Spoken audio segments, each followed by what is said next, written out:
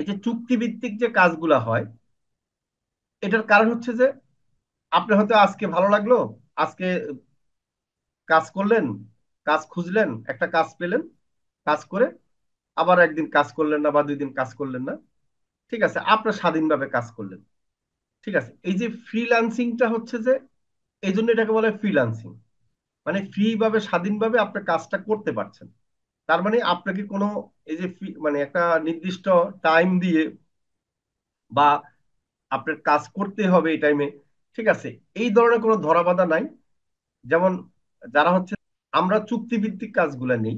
যেমন আমি একটা বাইরের কাজ নিলাম, ওই কাজটা আমি বললাম যে আপনাকে একদিনে জমা দিব বা 2 দিনে জমা দিব, তখন আমি হয়তো 2 ঘন্টা 3 ঘন্টা কাজটা করে রাখলাম, 2 দিন পরে আপনি জমা দিয়ে দিলাম। ঠিক আছে, তা আমাকে উনি টাকাটা দিয়ে দিল। এই যে ফ্রি ভাবে আমি আমার স্বাধীনভাবে কাজটা করে জমা দিয়ে ইনকাম করতে পারছি, বসের কোনো শান্তিং নাই।